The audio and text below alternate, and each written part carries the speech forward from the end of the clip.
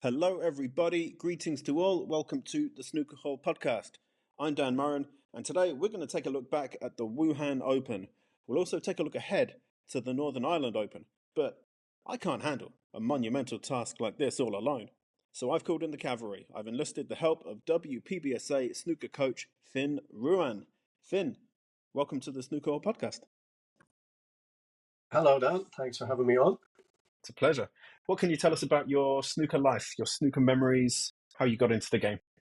Okay, so my grandfather opened a club in Dublin in 1958, and not too far from where we lived. And my father then began to work with him.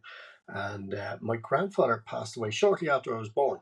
So it was passed down to my father, and I used to go to school not too far from there. So I'd pop in to see my dad on the way home.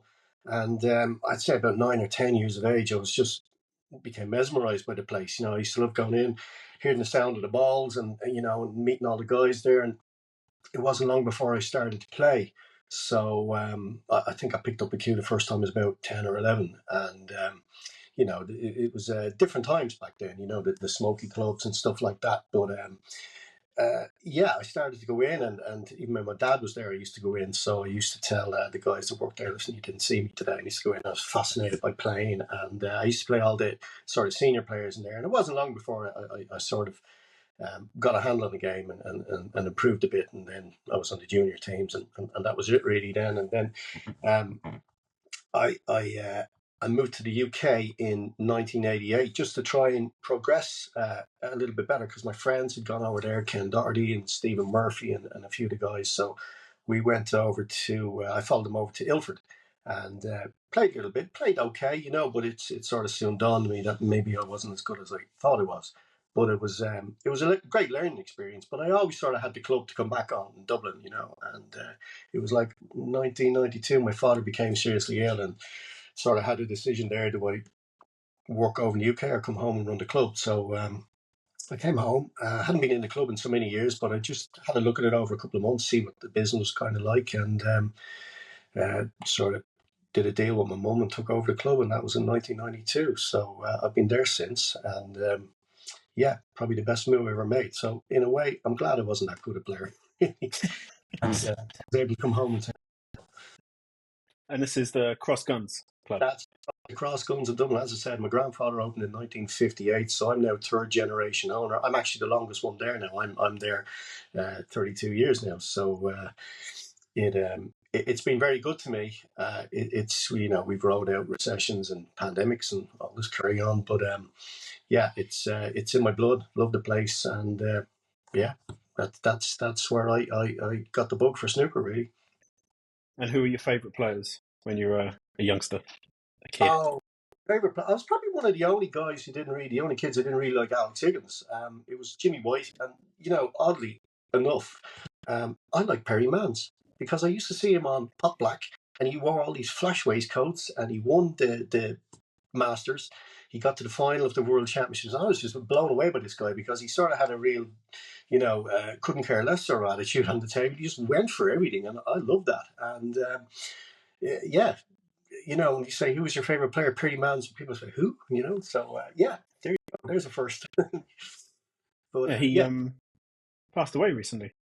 he did. He passed away there. I Yeah. think it was last year. Yeah, and it was very sad because I never actually got to meet him, and I would have liked to, met him. But by the time I used to travel with Ken, traveled with Ken for about 7 or 8 years, and of course he had long retired since then, And I'm sorry you didn't meet him because But then they say never meet your heroes or idols, isn't that what they say?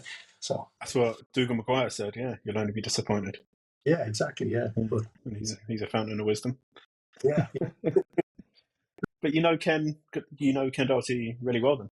Yeah, I met him. I met him when we were about 12 years of age. We started playing in the junior leagues, and he was his club adjacent on the south side of Dublin, and I was on the north side. And excuse me, we sort of hit it off really well together. And there used to be junior tournaments on a Saturday morning at his place, so it got to stay. I used to go over and stay in his mum's house on a Friday night, and we and then played on the Saturday and.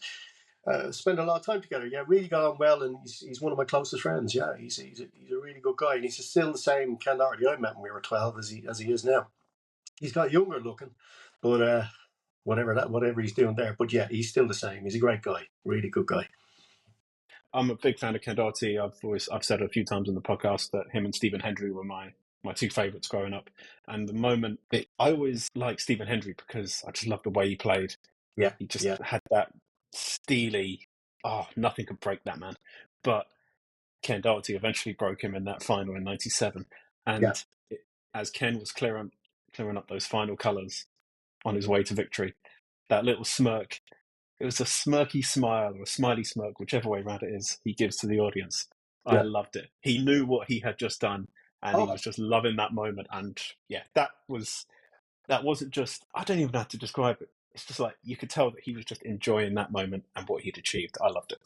it was incredible because, like, it was 1997. I'd met him about 1983, I think, and we played the first ever junior international team for Republic of Ireland, the home internationals, and it was hard to believe that 12 years later he was winning the world title. But we always knew he was that good. Like when we moved to London, he was the guy that could. I walked into the club one day and he was down at the back table playing Steve Davis, the best of 19, and I walked up and I was just so sort of starstruck looking at Steve Davis playing my pal, but like Ken was just getting on with it, it was just like he was another player he was playing, but we always knew he was sort of destined for greatness, and yeah, he realised that in '97. It was a surreal moment. I'll never forget it. It was probably the best moment of my snooker life, I think. Anyway, definitely.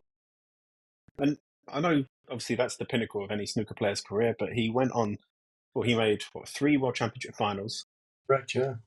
2 Masters finals, and 2 UK finals as well. And they all happened within a 6, 7, 8 year period. So he was one of the best players in the world for, Oh, best part of a decade. And then even a few years later on, I believe he has said himself that he was only 1 win away from reaching world number 1. And that's kind of that's correct. Yeah, maybe a little regret he has that he never really achieved that. But yeah, yeah. yeah, It wasn't anything he did wrong.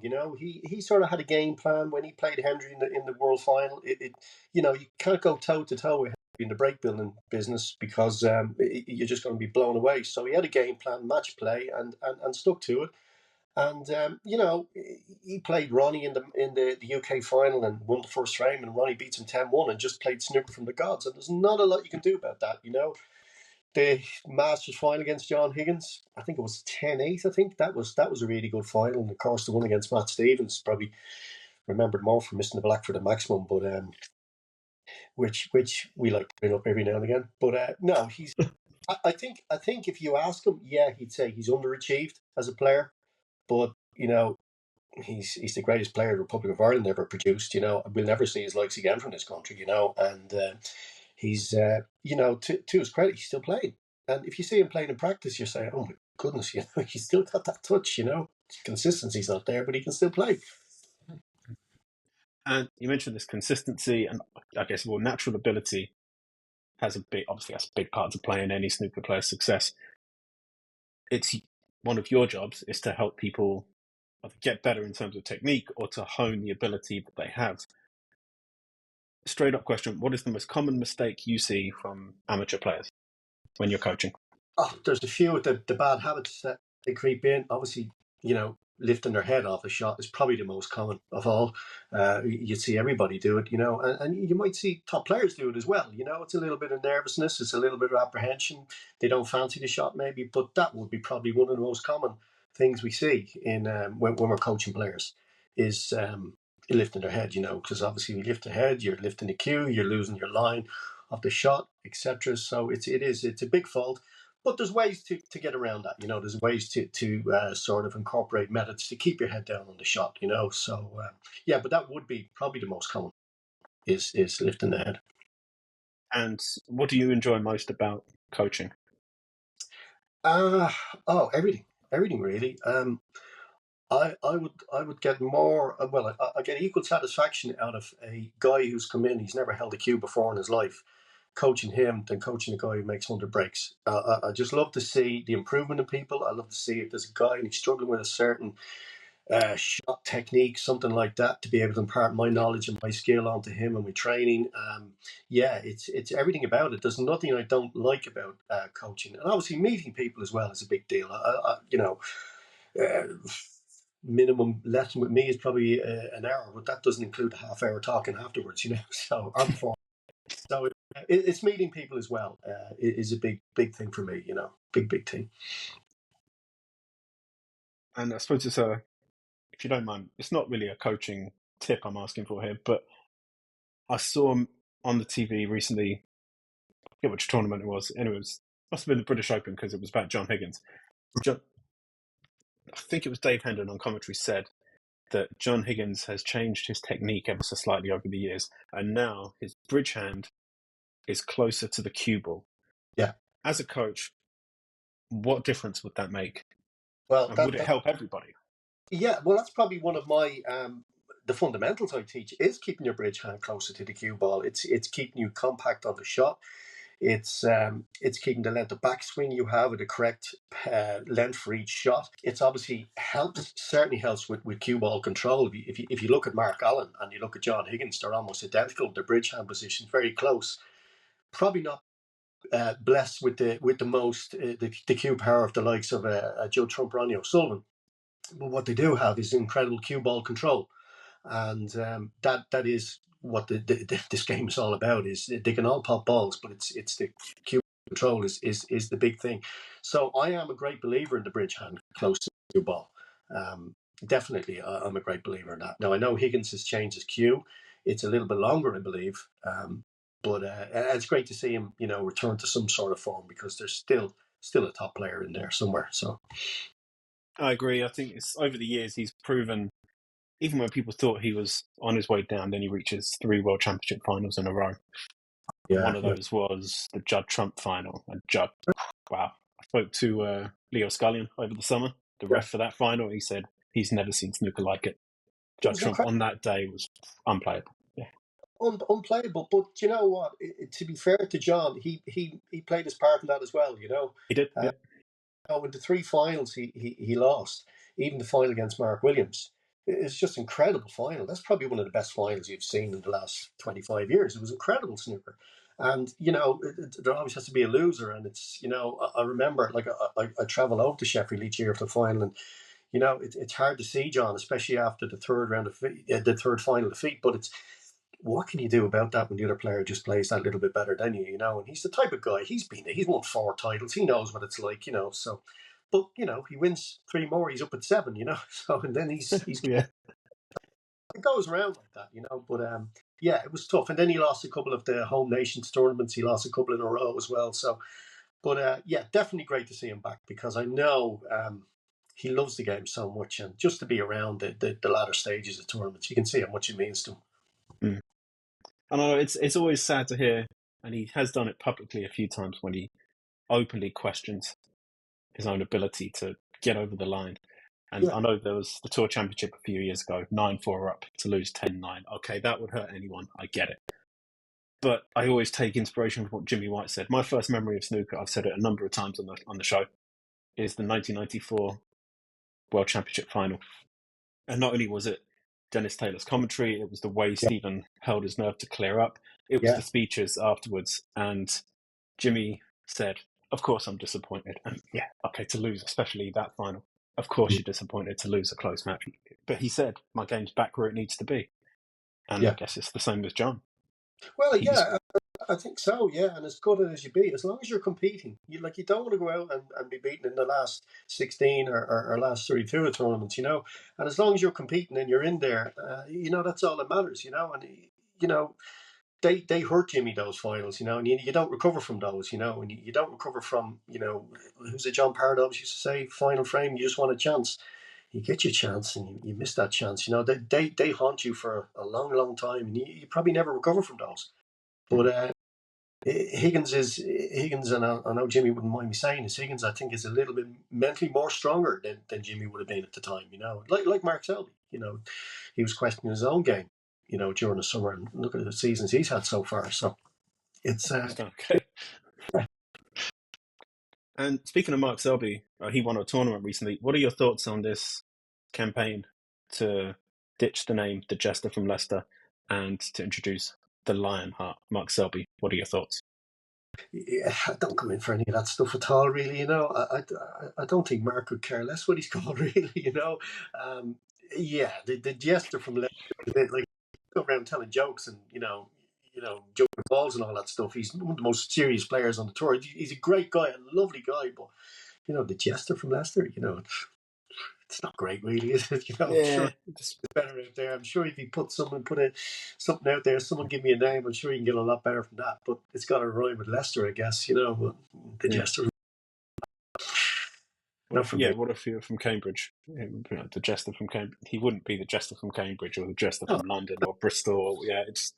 It always felt a bit forced to me, but it's really like they call it John depends if Murphy he a cares. magician. Like John Murphy's a magician. What's so magic about him? He's a professional snooker player. He doesn't conjure up tricks on the table or anything. It's It's the the ace of waistcoats. all this stuff. Yeah, it's just look at it. Look at it's good because they're trying to get the public involved and stuff like that, and glam the game up. Look, there's no harm in it, I guess. But it's Yeah. not for me. No, it won't make or break the game. I agree. Yeah. We just had the Wuhan Open. Mm. How much of the tournament did you watch? I saw quite a bit. The timing always suits me. I'm an early riser, so I saw quite a lot of it. Yeah, it's look, that's the way it's going to go now, isn't it? With snooker overseas, we're going to be having the early matches, and then highlights during the day. I thought the standard was outstanding. Um, a deserved winner. Delighted to see him win. I know see his day will come. Don't worry about that. He's touted as a world champion. Yeah, absolutely. Why not? But yeah, overall the standard was superb. I like the look of the tournament. Nice to see people in the audience. They've struggled with that, but no, I did like it. I like the I like watching the snooker in China. I've been out a few times, and I like the way they run it. But it seems to be getting more and more. I thought it was very slick. This one, the Wuhan one, I thought it came across very well on the TV. Hmm. And you mentioned Xiao Wei. The last Mm-hmm. word will always go to Xiao Guodong in a moment. But yeah, Xiao Wei, he made his first maximum, Correct. another Yeah. final, really Mm-hmm. promising week. He beat Judd Trump Yes. Yes. pretty handily as well. Yes. He That's did. Yeah. that's no mean feat. I mean, I agree. I called out. I called it, should I say, that I would fancy him as a dark horse for the UK Championship. Dave Hendon recently, on an episode of the Snooker Scene podcast, said that he thinks CJ Wee is a good shout for the Masters. Who knows? But the fact that people are talking about him as Oh, potential absolutely. winners of Yeah. these big tournaments, that's not a fluke. That's no coincidence. No, he's in the conversation. Definitely. You're looking at even world champions like we lost to Luca Purcell in a couple of years. But that would demoralise any losing the lead like that. But to his credit, he's come back, and it's tough for the Chinese guys to be playing a lot of the snooker in the UK. The language barrier, family friends not around and stuff like that. But he seems like he's not overawed with any of these things. Like most of the Chinese guys are anyway. They're very cool, calm, collected, sort of go about their work very, very well on the table. But yeah, he's got to be in the conversation for every single tournament, I think, for the majors anyway. And yeah, I'd say, you know, you've got the usual suspects for every tournament, but you've also got to throw in somebody who deserves to be in it. And yeah, he's definitely amongst the top names now. A friend of mine was giving me a bit of stick because in the WST Fantasy 5, I had in my snooker hall all stars. I had 3 players in the semi-finals: All Zijo right. Wee, Long Wang, and Judd Trump, and the other one ends up going on to win it. Yeah. I'm jinxed, but I thought surely I'll get a winner now, but no, it was the one out of the 4 who isn't in my team ends up going on to win it. Xiao Guodong. Let's talk about the others first. So yeah, Judd Trump, another good run for him. Semi-finals. It's not a bad run, of course, Yeah, yeah. but you kind of get the impression that he won't be satisfied with that. No, not at all. And it's my tip to be in the season to be the player of the year. Actually, I've noticed, and I talk to a lot when I coach quite a lot, and it's interesting. He did an interview on Eurosport last year. He's talking about how he's added an extra feather to his shots, like an extra second or two to his shots, and it's he's certainly the all round player now. He's not the crash bang wallet player that appeared on the scene, many years ago. He's the complete player now, I think, and he's very driven. He's very determined. He's for me. He was my tip for the season, and I won't change that at all because I think he's got to look at the way the game is now with Ronnie sort of. I will say he's phasing out of tournaments. In saying that, Ronnie could show up with the UK. He's like that. But I think Joe Trump's got to look at this in the big picture now and sort of saying, look, I could dominate this game for the next 5 years, and I should dominate it. With the greatest respect to the Kyron Wilson, Sean Murphys, Selbys, there's no reason why Judd can't dominate. So I think that puts that little extra bit of pressure on a person.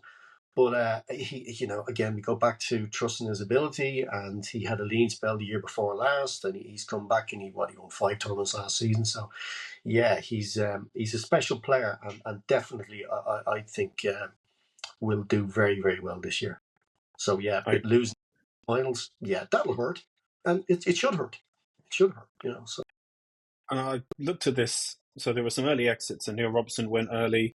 Yeah. Robert Milkins has had a terrible season, but Kyron Wilson went out in the second round to the eventual champion. Mark Allen, absent. Mark Selby didn't qualify. Ronnie O'Sullivan, absent. Yeah. This is a big chance for Judd Trump to, there's a lot of competition that's just not there this time. And that might be a missed opportunity just for another. He loves racking up those titles. And he does, yeah, but it's semi-finals, and he was beaten by the better player beat him on the day, and there's not a lot you can't. I don't think he's the type of guy who'll question his game. If you're beaten by the better player, you're beaten by the better player. As long as your game is okay and it's where it should be. And as I said, Wuhan's a big tournament, big tournament, and you're getting to the semi-finals there. Well, yeah, that's all you need, and the UK coming up and quickly followed by the Masters in the new year. He's again, we talked about C, but Trump's got to be the favourite for those, isn't he? Really, they'll always put Ronnie as favourite. I don't know why, and I'm a big Ronnie fan, but yeah, he's a special player now, Joe Trump, special player. I've said that he is on table. I think he is the most complete player all round, and you're right. It's not just the smack them in from every angle. He's hard as nails on the table now, and he knows how to play. He's experienced. He's smart. Yeah, but he's got resolve. Dave Hendon said that he's got resolve, and he knows how to fight. And it was the Masters last year. Was it 2023? He won it. There were, I think it was on 5 occasions. He was 1 ball away from going out, and That's Ryan correct. Day should have beaten him in the first round. I think Sean Murphy as well should have beaten him. He should have lost the final, but he just found a way to hang on, and eventually, when the opportunity strikes. That's what we say about all the great players. They find a way. Yep. They'll dig in and they'll find a way, and that's what the greats do. It's all very well having all the talent in the world. Talent alone won't win you tournaments. You got to have the heart. You got to have the courage, and above all, I teach you got to have the belief in your game, and he does. He does, and when his back's against the wall, that's when he's most dangerous. Like Henry, like Henry.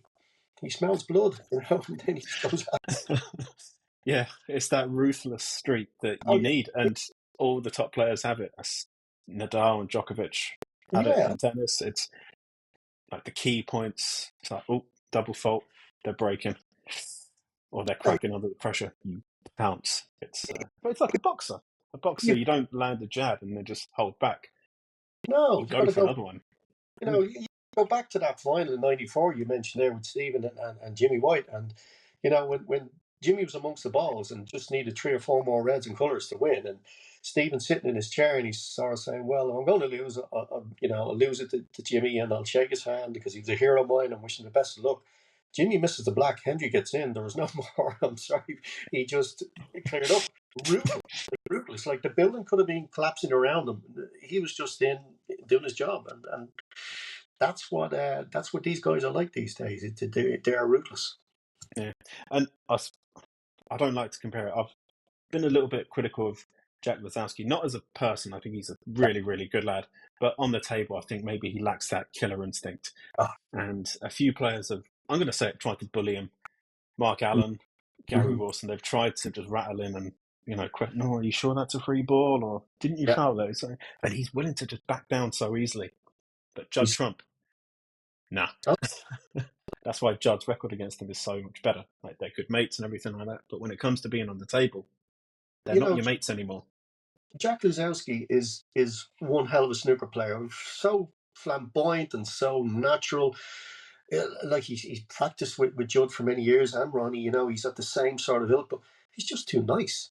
He's just too nice. He's interviewed after a game and he's got a smile on his face. He's just too nice. He reminded kind of a lot like Barry Hawkins until Barry Hawkins became not nice. And you've got to sort of hate your opponent really if that's the way.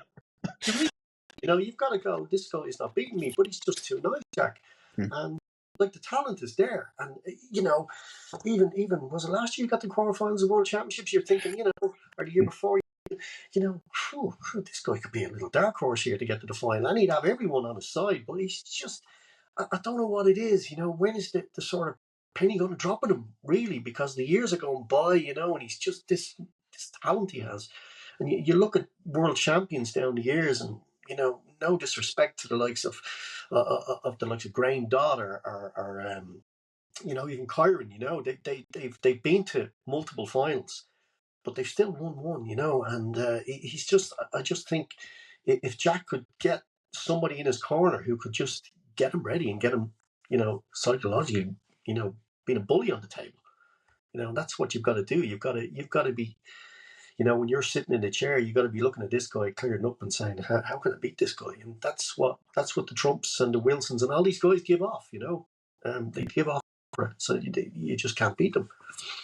I know Jack has said fairly recently, maybe I'm paraphrasing slightly here, that he is unbelievably happy with his life, and I was like, well, good. Couldn't complain about that. And if he is happy, good for him.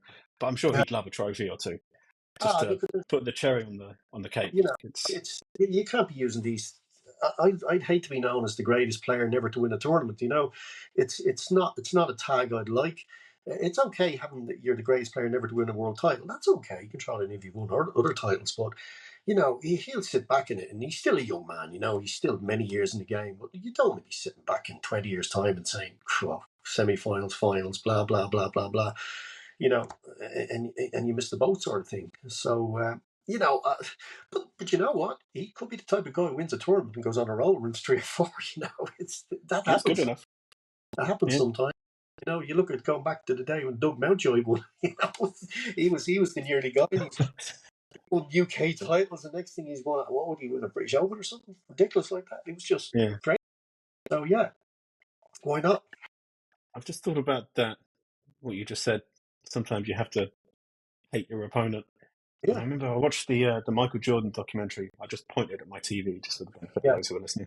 And I watched the Michael Jordan documentary, and the way he would psych himself up to beat his opponents, he would just tell himself that they insulted him. Even if they didn't, he'd say, well, no, that guy was rude to me, so I'm going to beat him. And he just needed that inspiration. That it's not even inspiration, it's motivation. It is. I'm going to beat this guy. And when the NBA chose someone else as the MVP, he said, okay, you think that guy's Karl Malone? You think he's the MVP? Sure, no problem. Who's going to be the champion? Michael Jordan. And he needed that. Yeah. But he knew he needed it, and he just made up lies in his own head about his opponent so he could hate them easier. That's what all these colleges do, It's like Tiger Woods in the golf, you've got like Stephen Hendry clearing up against Jimmy White. He knows everybody, apart from his manager and his family, want him to miss. But he's just going. He's the most hated man in Sheffield. Yeah, he's just going. He's in the zone, and that's what they do. Top sports people do. You've got to be ruthless. You can't be nice. You can be nice in the interviews after, but when you're doing the business end of things, you've got to be ruthless, because there's the other guy will do it to you. And is that something that comes into coaching? Can you coach absolutely. That ruthless streak? Yeah, if I'm coaching players that are players and they can play and they're playing in tournaments, it's I was always told you play the balls, you play the table, don't play your opponent, because if you're sitting in a chair and you're looking over and there's let's say Ronnie O'Sullivan, and you qualify for a tournament, you're sitting over and you're looking at Ronnie, oh my God, I'm playing Ronnie O'Sullivan. The snooker, and we've said this time before, when you're at the table, your opponent can do absolutely nothing about the situation. You're in total control, so it's up to you.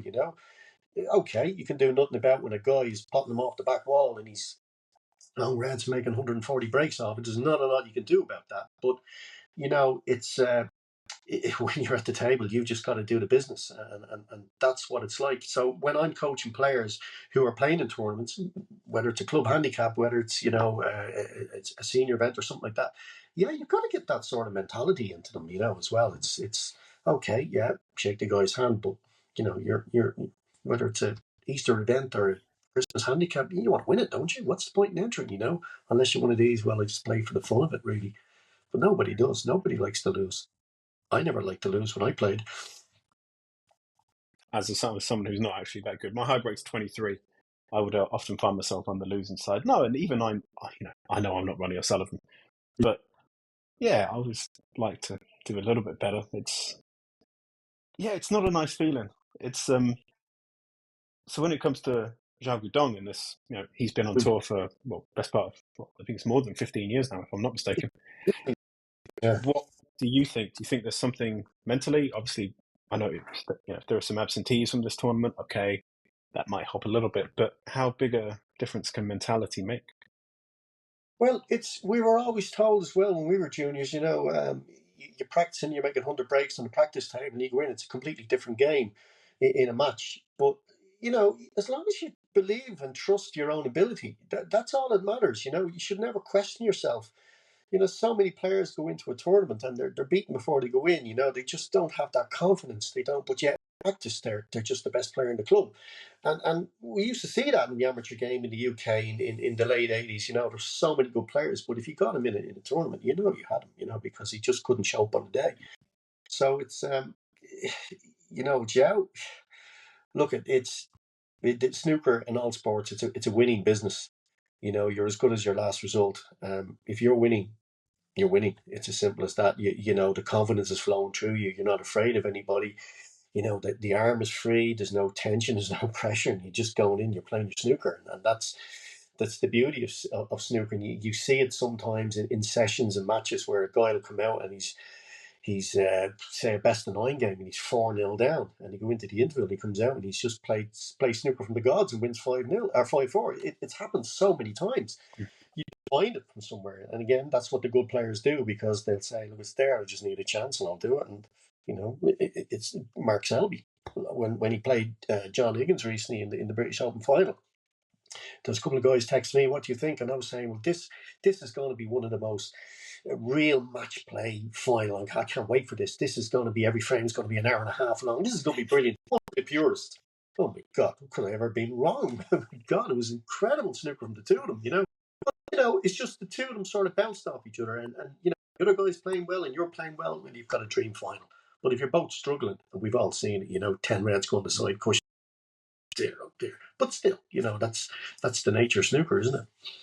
Yeah, no two frames are the same. Never. That's true. So Xiao Guodong, he's number 4 on the 1 year list, if I'm not mistaken. It should get him in the Players Series. This could be a key moment in his career. I guess he'll be in the Champion of Champions as well. Champions, yeah. He's in with the big fish, and do you know what? Again, confidence-wise, you're going to a tournament and it's for champions. Well, that's whether you've shootout or whether you're still a champion, and you're there on merit. You haven't been invited in there because you're a champion, and stuff like that. It can be life changing, really. You're playing top players every match. It's and top players who have won as you have. So it's a big deal, big deal, and of course Masters as well.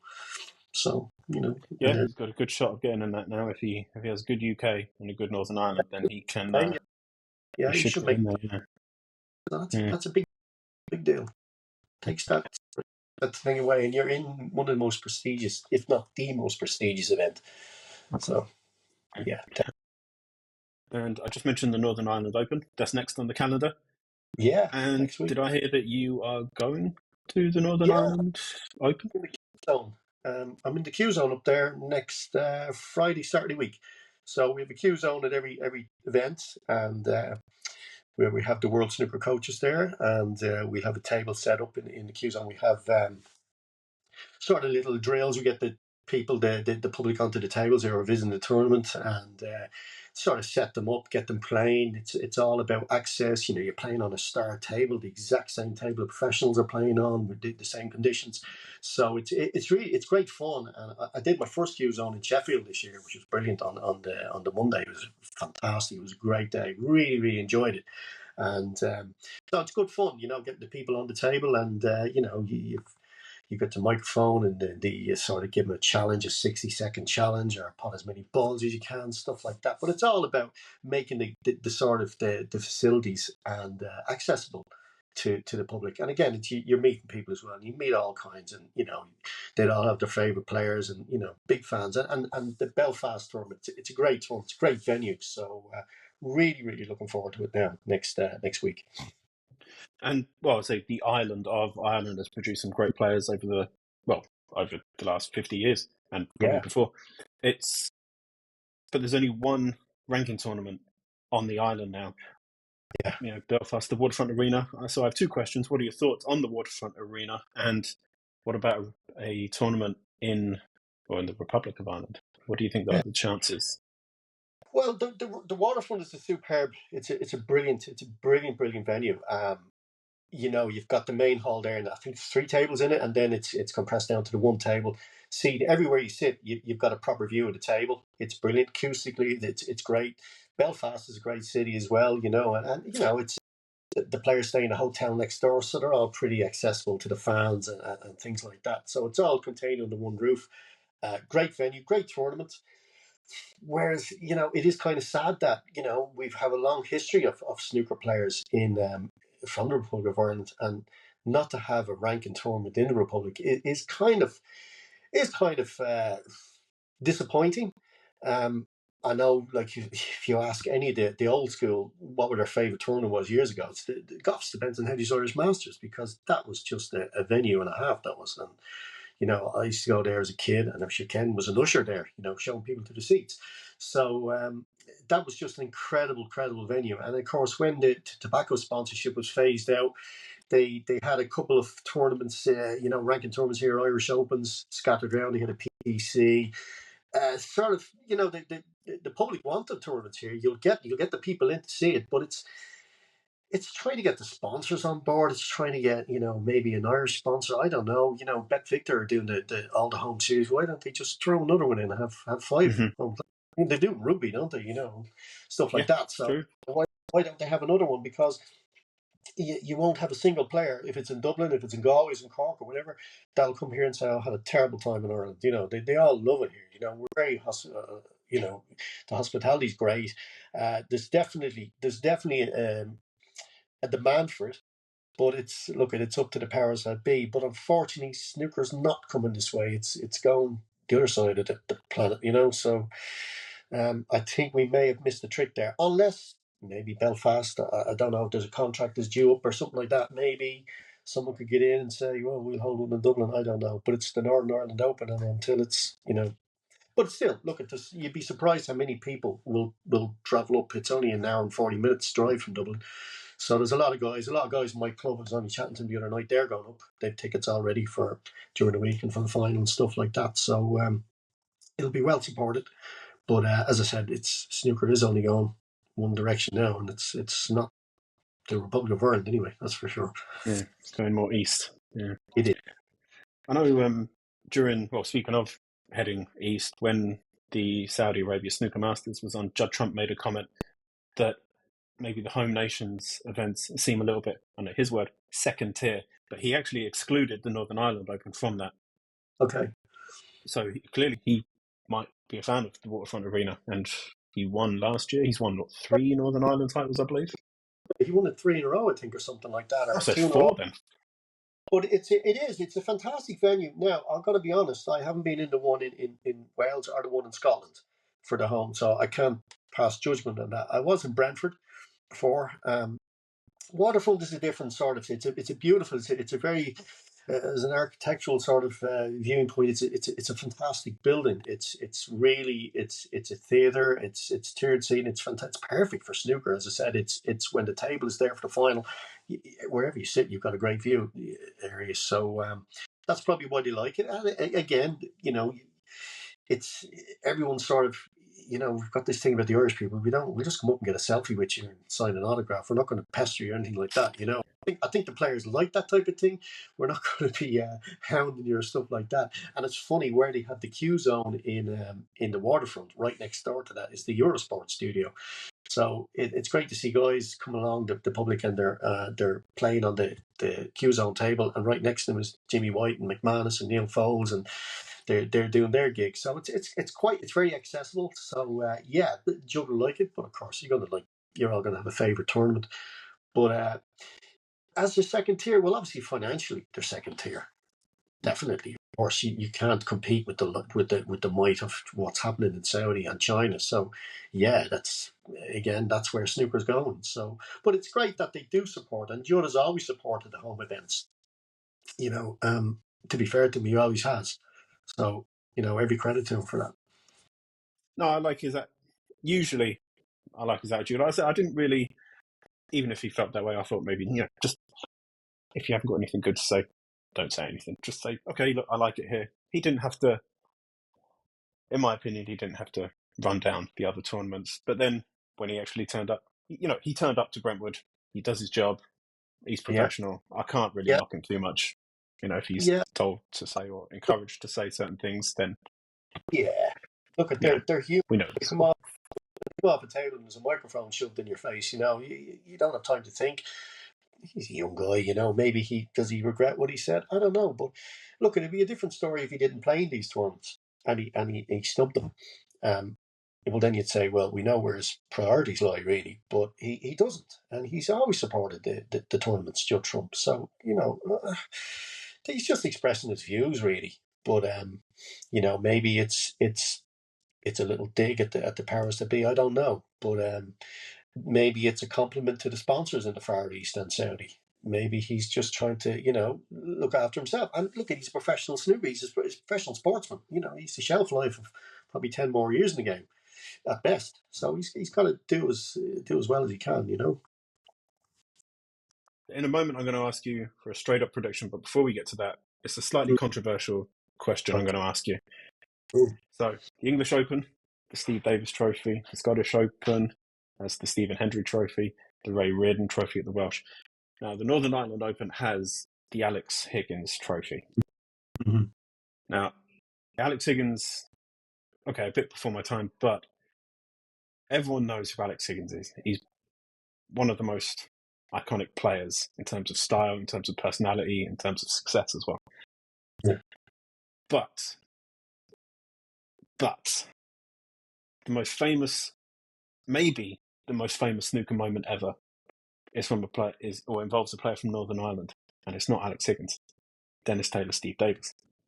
Yes. Do you think there is any weight behind the argument that it should be the Dennis Taylor Trophy? Yeah, definitely. Tons of weight behind that, because Dennis had been in another world final as well. Yes, he won that final, but I think if you're looking for iconic names, you've got Steve Davis, you got Stephen Hendry, you got Ray Reardon. They're iconic names in snooker. Does Alex Higgins sound better than Dennis Taylor? Yes, of course it does, because everyone, they'll all say, well, I started playing snooker because I watched Alex Higgins when I was a kid. So Alex Higgins is synonymous with a lot of people picking up the cue. Ken will tell you that. Jimmy White will tell you that. So, yeah, it's okay. If you're looking for merit or something like that, maybe Dennis would have a little bit more of an argument. But, I was fortunate enough to meet Alex a couple of times, and, all these things about Hellraise and all that, I was in his company long before the days of like mobile phones and social medias and people live streaming stuff. He was just an absolute gentleman. He was brilliant. He was great. And I know Ken was very, very good friends with him. They played a lot of exhibitions together. Ken, I know, did a lot of charity work for him when Alex got sick. Stuff like that, and we went to his funeral in Belfast many years ago, and it was like a who's who of the snooker players there. So he's a hero to many, and I think if you want to give this tournament that little bit of extra sort of thing, the Alex Higgins tournament, okay. Again, Dennis is a lovely guy. I have a lot of time for Dennis. I love being in his company. He's one of the funniest guys you'd meet. But I won the Dennis Taylor Trophy or the Alex Higgins Trophy. ooh, I think I'll be looking at Alex Higgins again. It's just it grabs the public's imagination, and I think that's what you're looking for, really. Again, Steve Davis, yeah, he's the best English player in a long time. He's a legend, 6-time world champion. Alex was a 2-time world champion, so the Alex Higgins supporters might just have that one over Dennis Taylor. Well, Dennis only won it once, Yeah. so Yeah. No, I that's just think it's so easy to say, well, why not this person? Why not this person? But yeah, I often feel that when we speak about snooker, from Northern Ireland or the Republic, I often feel Dennis Taylor's kind of not forgotten, but he's not represented in the conversation enough. And I think Dennis Taylor's done a lot for snooker as a player and off the table as well. I think his commentary for years has no been fantastic. no question at all. He's an incredible ambassador. I think he's one of the best commentators, and like himself and John Virgo, they're old school, but they're brilliant old school. I love listening Yeah. to their for the TV. And when there was the thought of not reviewing contracts with them, I was so disappointed, but I was so happy to hear them there. Now, you're going to hear a lot from Dennis next year, especially when Sheffield's on, because it's the 40th anniversary of his win. So he may just mention it once or twice. A little bit. He does like to mention it. But one of the greats, Dennis, one of the nicest guys you could ever wish to meet. I'm very fond of him. But yeah, I would say Alex Higgins for me, definitely. Yeah, just as the sort of the draw, definitely as the draw. Everyone knows where they were when Dennis won the World Championships. That will never be forgotten, never ever. But I don't think you can give it to a guy because he won one final on the black ball. And Mm. if you ever get to ask Dennis was very fond of Alex as well. Funny enough, contrary to what a lot of stories are out there, he was very fond of him. Yeah, I've heard stories about this was said, they had this disagreement, whatever. It doesn't matter. It's irrelevant in the long term, I suppose. It's no, I was thinking about this Dennis Taylor contribution, and God, people are going to be sick of hearing me say this, but Yeah. again, it's the 1994 World Championship final, and Dennis Taylor's commentary when Stephen Hendry clearing up, and you see Jimmy Yeah, White just sitting yeah, there with his eyes closed, yeah, shaking yeah, his head, yeah, and yeah, Dennis Taylor, that line. yeah. So I'm delighted for Stephen, but I could cry for this gentleman sitting in the chair right there. And I thought in one line, he has summed it up perfectly. Oh, It's listen, it's, it's a fantastic line. It really is. it is. It's It's brilliant. It summed up what everybody was thinking. We all could have cried for Jimmy that night. It was heart wrenching to see Stephen clear up like that. But Dennis is one of the best. Him and John Virgo and Hendry, I think, are great commentators. They're brilliant. Dennis always comes out. He uses he's got the old school lines. He knows when to talk, when not to talk. And he'll probably use the same adjectives and proverbs, and pronouns every single match he commentates on. But he's a great guy, Dennis. But again, he was in it. I think he was in two world finals. I'm not too sure. I But think you're right. He was in. I think did he lose to Terry Griffiths? I think. when Terry won it in Yeah. 1969, so yeah, he could have been a two-time champion. But he still beat the great Steve Davis. That When is true. Steve Davis, the daddy of snooker, he beat him from what was it, 7-0 down. So Something like that. seven, Yeah. something like that. He was 7-0 down, I think, in that final, and he came back in 1870. But don't worry, Dennis. Dennis will never let us forget that. That's for sure. No, I'm sure it will come up a few times this year. Don't Yeah. worry, it will.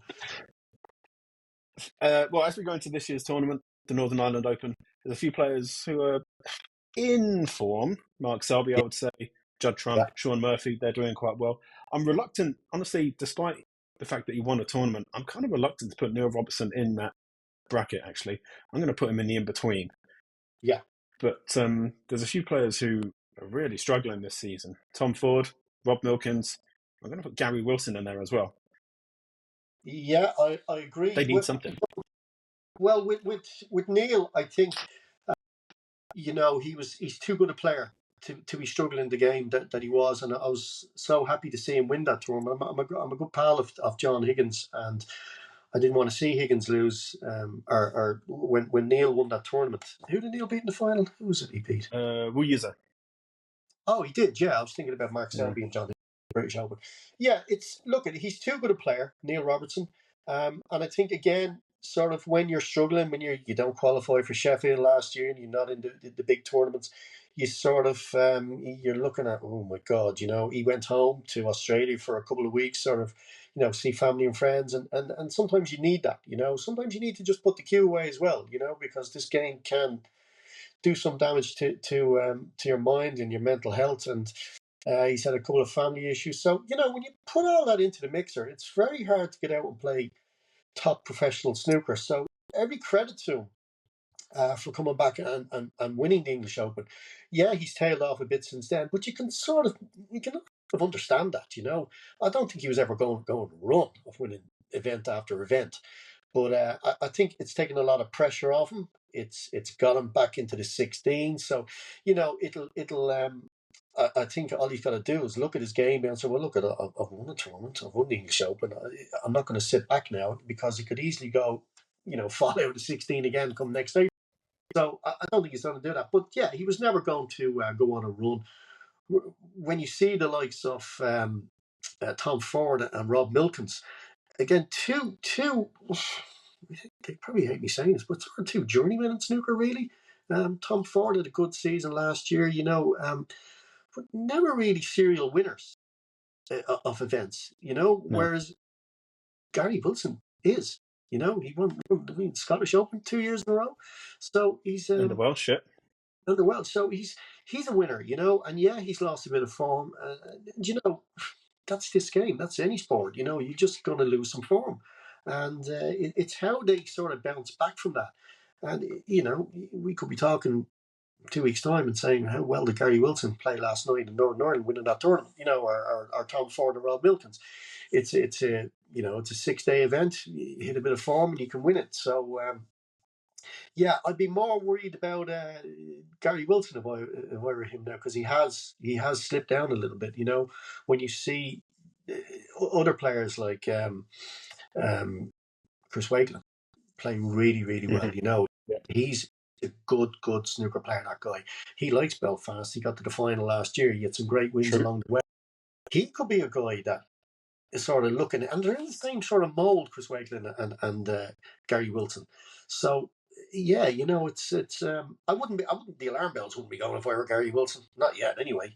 It's just losing a bit of form. If it was to go on for a season or two, you sort of saying, well, okay, I need to look at my game. I need to get somebody to look at my game or whatever. But no, I don't think the alarm bells should be ringing just yet. Either with the likes of Tom Ford or Rob Wilkins, because they're good enough to turn it around. So, yeah, and these tournaments, these best of sevens are the ones to do it, really. You mentioned Chris Wakelin there. He made the semis in the English Open, and he lost that tight game to Judd Trump in Wuhan. But I saw him. It was 6-2 in the semi-finals to Neil Robertson in the English Open, and it wasn't a 6-2 match.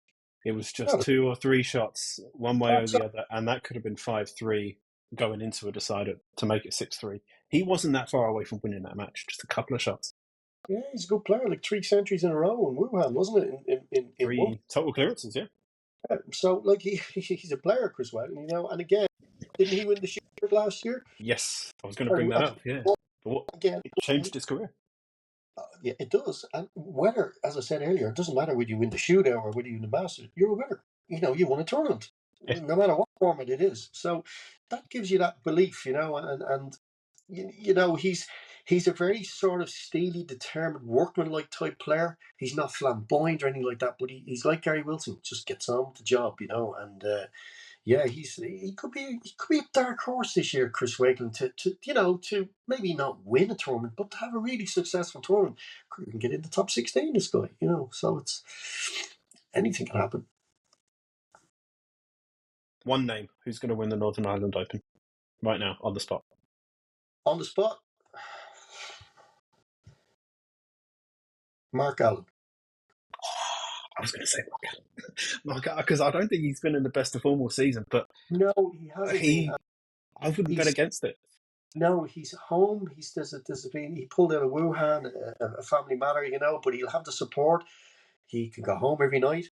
It's a local event. He's a very proud Irishman, Mark Allen. When he won that tournament, he'd be the first one to say to you, we go back to the Alex Higgins thing.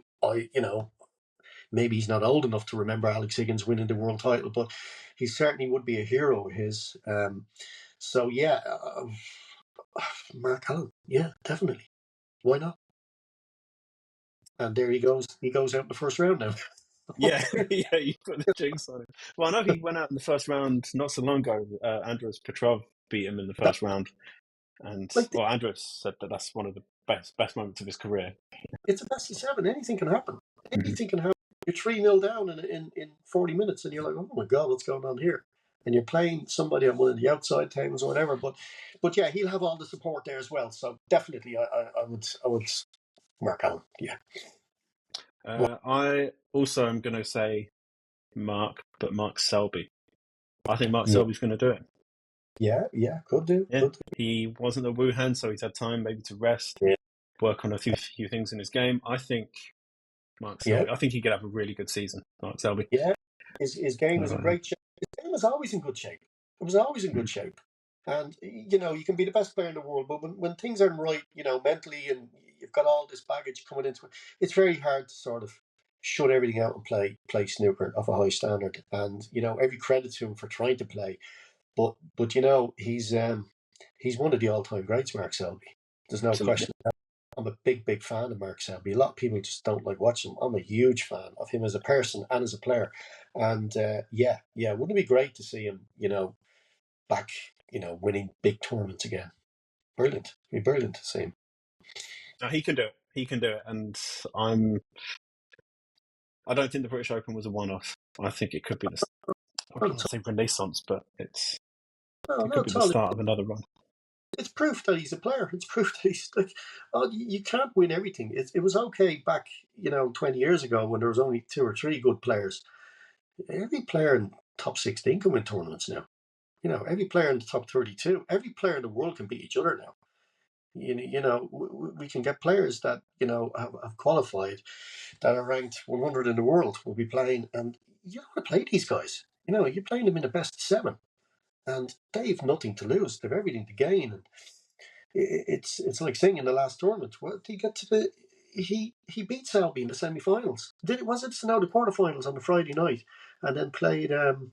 Who did he play? Was it Wilson? Corey Wilson, I think. Who I'm was not it? too sure. Singh, Ishpreet Singh Chadha. He beat Mark Selby in the decider. on the Friday night, yeah, and it was Yeah. like it was the next day. He lost 6-0, but like that was as good as winning the tournament. But there you go. There's a player. There's it's the way these things happen. Who's going to be the star? Who's going to be surprised in Belfast? Um, after that weekend, I convinced myself for about 5 minutes that I was a good luck charm because I saw Ishpreet Singh Chadha at breakfast that morning, and I thought I'll leave him alone. I won't go and say hello or anything like that. But he didn't. He didn't turn up on that Saturday after Nah. I, Look, after I it's neglected it. impossible. It's impossible. How many times have you seen a world final? The first session of a world final, and one of the players has had a grueler the night before, and they finish late. They lose the first 5 or 6 frames. It happens. You're just mentally and physically drained from these things. But I think with his case was he just achieved the greatest moment in his snooker life. I remember watching on TV and his mum and the audience. It was brilliant. It was a great story. And, credit to him. He had to play well to beat Mark Selby. So you don't get handed matches by Mark Selby. You got to win them. So when he's got in the next day, it's climax, isn't it? Yeah, you're in the semi-final ranking tour. Well, how can you just keep that going? It's not new to him, really, So, but yeah, Yeah. it's the experience, and he would have got a lot from that. So, No, I was just thinking, what if I had gone up and said hello? Then he might have done well. The reason I say this is because after the first session of the final, Uyeza was 7-1 down. yeah, I saw him quickly. His English isn't great, but he wasn't in a very good mood. But I went over and just said a quick hello, and then he was like a completely different player. So maybe it was the energy from me as like some sort of dynamo of snooker. yeah. Maybe I should have given it to Ishpreet Singh Chadha as well. Well, going to be in demand in all the Yeah, tournaments. so I've got the golden touch. So, yeah, Yeah, I yeah. rub my kid, Yeah, that's absolutely the 100% factual reason why those players lost. Yeah, yeah. I want to say thank you for your time. Huge thank you for your time. I'm really grateful for what you shared, your opinions, and a few little tips on coaching there as well. If people want to follow you on social media or get in touch, how would they do that? Yeah, I've got all the sort of social media. I've got it's at Fin Snooker Coach on X. I can't say X now, can I? It's just all Twitter to me. It's all and the Facebooks and all that, the Fin Ruane Snooker Academy. Yeah, just give me a call, get in touch, and I'll game sorted. I've had a good success. Players have come in and they've won the club tournaments and stuff like that. So it's enjoying it, really love it, and still trying to find a future world champion for the Republic of Ireland. You'll You'll find try. him. Well, You'll definitely. find him one day. You'll find him one day. Thanks a lot for your time. And thank you. Take care. Bye bye.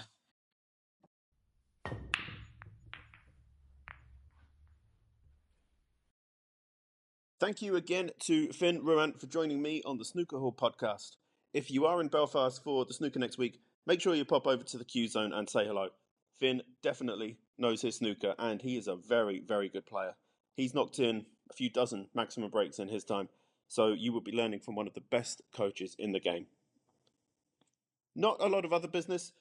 5-star ratings on Spotify and 5-star reviews on Apple Podcasts go a long way to helping other snooker fans find this podcast. And of course, the Snooker Hall podcast is now available on YouTube. Just search YouTube for the Snooker Hall podcast and you will find the latest episodes. Thank you to everyone for listening. I know we have a fallow week, but snooker is back next week. We have a new ranking event winner in snooker. Congratulations again to Xiao Guodong. It is an exciting time for the game. This show will return with a review of the Northern Ireland Open. I know that tournament will not disappoint. Enjoy the snooker in Belfast, and until next time, take care.